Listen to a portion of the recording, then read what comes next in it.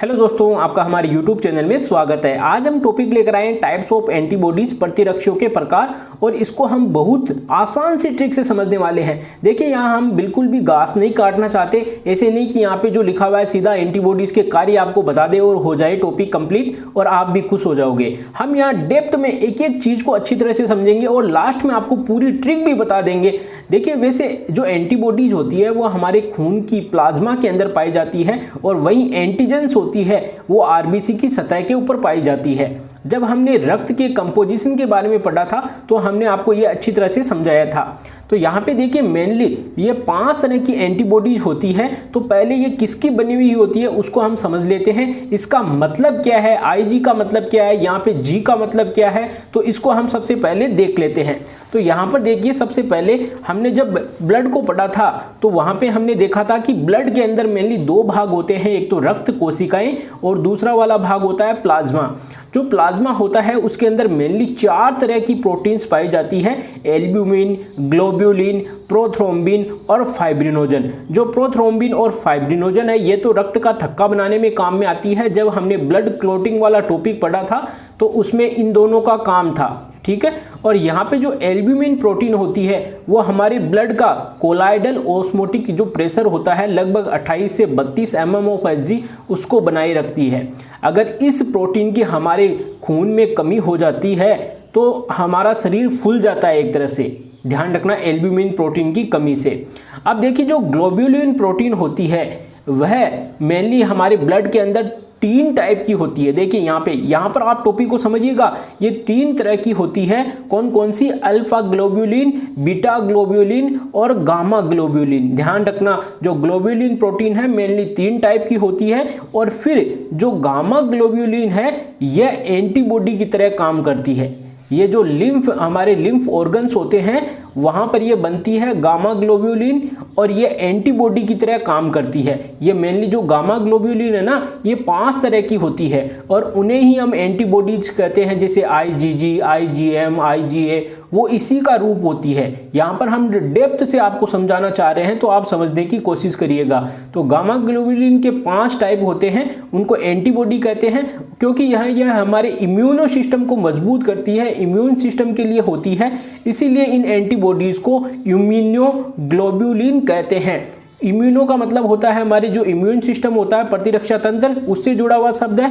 और ग्लोब्यूलिन यहाँ पे ग्लोब्यूलिन प्रोटीन से जुड़ा हुआ है। अगर हम इसको शॉर्ट में लिखे तो हम लिख सकते हैं आईजी। इसीलिए दोस्तों जो एंटीबॉडीज है वहां पर देखिए, आप देख सकते हो यहाँ पे लिखा हुआ होता है आईजी। आईजी का मतलब होता है इम्यूनोग्लोब्यूलिन। अब देखिए यहाँ पे जी का मतलब क्या है, ध्यान रखना, ये भी हम समझा देते हैं, फिर वो सारणी हम देखते हैं। आईजीजी, तो यहाँ इम्यूनोग्लोब्यूलिन, जी का मतलब होता है गामा और यहाँ पे एम का मतलब होगा म्यू। ये एंटीबॉडीज है, इनके पहले आप नाम देख लीजिए ताकि आपको आसानी से ये समझ में आ जाए। अब देखिए, यहाँ ए का मतलब होता है अल्फा, वही ई का मतलब है इप्सिलोन और वही डी का मतलब है यहाँ पे डेल्टा। तो ये अब आपको जो एंटीबॉडीज है 5, ये इनके नाम आपको याद हो गए होंगे। अब इनके कार्य क्या है वो हम समझ लेते हैं। तो ये देखिए, अब टॉपिक आपके ये जो मेन टॉपिक है आ गया। अब आपको आसानी से ये याद हो जाएगा। आपको पता लग गया कि आईजी का मतलब क्या होता है यहाँ पे। नहीं तो आप सीधा रटते कि आईजीजी, आपको पता ही नहीं होता कि आईजी का मतलब क्या है। अब देखिए यहाँ पर, अब इसको याद रखने की ट्रिक भी हम आपको बता देंगे। तो देखिए, सबसे पहली एंटीबॉडीज यहाँ पे हम ले रहे हैं आईजीजी। अब देखिए, सबसे छोटी व हल्की एंटीबॉडी होती है ये। आपको देखिए रटना नहीं, अभी सुनना, तुरंत याद हो जाएगा। आईजीजी ये सबसे छोटी व हल्की एंटीबॉडी होती है और प्लेसेंटा को पार कर सकती है। प्लेसेंटा को पार कर सकती है और सीधा सीधा एग्जाम में क्वेश्चन आ जाता है कि प्लेसेंटा को पार करने वाली एंटीबॉडी निम्न में से है। तो यहाँ पे आईजीजी कैसे याद रखोगे? तो देखिए भाई, आईजीजी, हमारे घर में जीजी होती है, जो बड़ी बहन होते हैं उसको हम क्या बोलते हैं? जीजी। तो जीजी आई, जीजी आई, जीजी किसके लिए आई? खेलने के लिए। खेलने को हम बोलते हैं प्ले करने के लिए। प्ले से प्लेसेंटा। तो ध्यान रखना, आई जीजी, जीजी किस लिए आई? खेलने के लिए। और खेलने के लिए आते ही तुरंत आप उनके भाई या बहन हो, छोटे भाई या बहन, तो आते ही उसने आपको गोद में उठा लिया क्योंकि आप बहुत छोटे और हल्के हो। तो देखिए, ये जो ट्रिक हमने आपको बता दी ना, ये गारंटी के साथ है एग्जाम में आप इसको नहीं भूलोगे। वैसे एग्जाम में क्या होता है, मिक्स हो जाता है सब कुछ कि जो प्लेसेंटा को पार करने वाली कौन सी है पता ही नहीं लग पाता। तो ध्यान रखना, अपने आप आपके दिमाग में आ जाएगा जब जीजी आई तो जीजी हल्की हम हल्के और छोटे हैं, इसलिए जीजी ने आते ही हमारे साथ खेलना शुरू किया और हमको उठा लिया क्योंकि हम हल्के हैं। तो ध्यान रखना जो IgG एंटीबॉडी है ना, जब गर्भ के अंदर शिशु रहता है तो प्लेसेंटा द्वारा, माता द्वारा सबसे पहले जो शिशु को गर्भ के अंदर जो एंटीबॉडीज दी जाती है वो IgG होती है, प्लेसेंटा को पार करने वाली एंटीबॉडी होती है। तो ये ट्रिक से आप इसको याद रख सकते हो। अब देखिए दूसरी एंटीबॉडी IgA, अब इसको कैसे याद रखेंगे तो इसकी भी ट्रिक हम आपको बता देंगे। IgA एंटीबॉडी को स्त्रावी प्रतिरक्षी भी कहते हैं क्योंकि ये जो स्त्रावी ग्रंथियां होती है ना, जैसे दुग्ध स्त्रावण में ये पाई जाती है, इसके अलावा हमारे लार के अंदर भी ये पाई जाती है। तो IgA एंटीबॉडी है, ये प्रसव के बाद जब देखिए शिशु का जन्म हो जाता है तो सबसे पहले माता द्वारा जो एंटीबॉडी दी जाती है शिशु को वो यही होती है, दूध के माध्यम से ये दी जाती है। तो प्रसव के बाद माता द्वारा दी जाने वाली सबसे पहली एंटीबॉडी कौन सी है? IgA। अब इसको कैसे याद रखोगे तो वो भी हम बता देंगे। पहले आप इस नाम को भी देख लीजिए, कोलेस्ट्रम, जो माँ के द्वारा सबसे पहले जब प्रसव हो जाता है तो उसके टाइम सबसे पहले जो दूध बच्चे को पिलाया जाता है उसको कहते हैं कोलेस्ट्रम। ध्यान रखना क्या कहते हैं? कोलेस्ट्रम। और इसी कोलेस्ट्रम के अंदर ये एंटीबॉडी IgA माता द्वारा शिशु को दी जाती है, बच्चे को दी जाती है।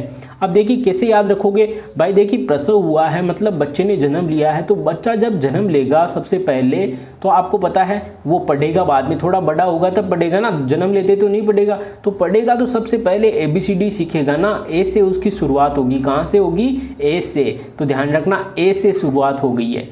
क्यों? A वाली याद रखना, जब बच्चे ने जन्म ले लिया तो वो सबसे पहले A सीखेगा ABCD का, A फॉर एप्पल।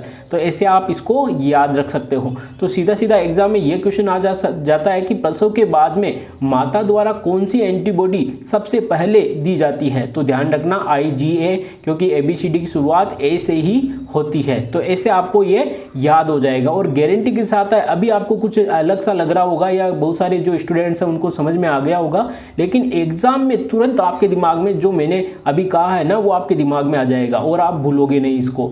अब देखिए तीसरी एंटीबॉडी है IgM। इनका नाम तो हमने देख ही लिया है, M को बोलते हैं म्यू, ध्यान रखना क्या बोलते हैं? म्यू। और A को क्या बोलते हैं? अल्फा, ध्यान रखना। और G को गामा, ये हमने अभी पहले आपको बता ही दिया है। अब देखिए IgM एंटीबॉडी है, ये सबसे बड़ी व भारी होती है भाई। M का मतलब ध्यान रखना मोटा, MOTI, मोटी और मोटा कैसा भी हो सकता है, ये याद रखने की ट्रिक है भाई। तो ध्यान रखना मोटी से मतलब भारी है। तो सबसे बड़ी और भारी एंटीबॉडी कौन सी है? IgM।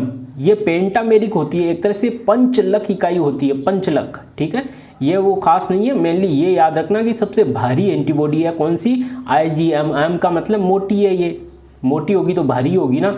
अब संक्रमण में सर्वप्रथम, अब इसका मतलब क्या है? जब भी बाहर से कोई बैक्टीरिया या वायरस अटैक करते हैं तो सबसे पहले जब उनका संक्रमण होता है तो यही एंटीबॉडी उनका विरोध करती है। तो सबसे पहले इसी का निर्माण होता है, यही सबसे पहले आगे आती है, क्योंकि भाई ये मोटी तगड़ी है ना, डरेगी नहीं। बाहर से कोई आएगा तो सबसे पहले सामना यही करेगी। तो ऐसे आप इसको याद रख लेना, M का मतलब मोटी तगड़ी है, तो बाहर से कोई आएगा तो अटैक। भाई अपने घर में देखते हैं हम, छोटे बच्चे बाहर से अगर कोई आता है, मान लीजिए आपके घर में आता है, तो छोटे बच्चे क्या होते हैं? छिप जाते हैं। जो घर का बड़ा सदस्य है वो बाहर निकल कर आता है। तो यही ध्यान रखना, जो M है ना, M ये सबसे पहले बाहर आएगा जब संक्रमण होगा। तो आसानी से ये आपको याद हो गई। अब देखिए IgD। D का मतलब आपको समझने, D का मतलब होता है डेल्टा, ध्यान रखना। IG का मतलब इम्यूनोग्लोब्युलिन और डेल्टा, ये प्रतिरक्षी का एंटीबॉडी का एक प्रकार है और इसको कहते हैं देखिए सरफेस एंटीबॉडी। क्या कहते हैं? Surface antibody. और ये बी लिम्फोसाइट की सतह के ऊपर पाई जाती है। अब देखिए कैसे याद रखोगे भाई, ज़्यादा अगर आप डी से ध्यान रखना, दिमाग लगाओगे ना, ज़्यादा दिमाग लगाओगे तो आपके सर के ऊपर चढ़ जाएगा। अगर किसी में आप ज़्यादा दिमाग लगाते हो तो आप ध्यान रखना, कहते हैं ना कोई किसी चीज़ के अंदर हम ज़्यादा घुस जाते हैं तो बोलते हैं ये तेरे ऊपर भूत सवार हो गया क्या। इसका मतलब ध्यान रखना, डी यानी दिमाग, अगर ज़्यादा दिमाग लगाओगे तो वो सर के ऊपर और फेस के ऊपर चढ़ जाएगा। तो ध्यान रखना सर फेस, ऐसे आप इसको याद रख सकते हो। तो इसको सतही प्रतिरक्षी या सरफेस एंटीबॉडी कहते हैं, क्योंकि ये जो बी लिम्फोसाइट है ना उसके सर के ऊपर पाई जाती है, मतलब उसकी सतह के ऊपर पाई जाती है। तो आपको ये आसानी से दिमाग में, ये जब एग्जाम में क्वेश्चन आएगा ना तुरंत आप टिक लगा दोगे। अब देखिए लास्ट में IgE। IgE इसको E को बोलते हैं, एप्सिलॉन। तो ये एंटीबॉडी है ना, जब एलर्जी होती है तो एलर्जी के समय सबसे पहले ये स्रावित होती है। ई से एलर्जी, ध्यान रखना, ई से एलर्जी, ये तो आपको आसानी से ऐसे ही याद हो जाएगा, ई से एलर्जी। तो एलर्जी के समय ये सबसे पहले स्रावित होती है। तो ये देखिए जो एंटीबॉडीज़ थी, आपको बिल्कुल भी रटना नहीं पड़ा है, आसानी से ये समझ में आ गई है। अगर वीडियो अच्छा लगा हो तो इसको लाइक करो, ज़्यादा से ज़्यादा शेयर करो। अगर आपने ब्लड क्लॉटिंग वाला आपने टॉपिक नहीं देखा है तो डिस्क्रिप्शन बॉक्स में दी हुई लिंक पर क्लिक करके या फिर आप हमारी प्लेलिस्ट में जाकर उन वीडियोज़ को देख सकते हो। धन्यवाद दोस्तों।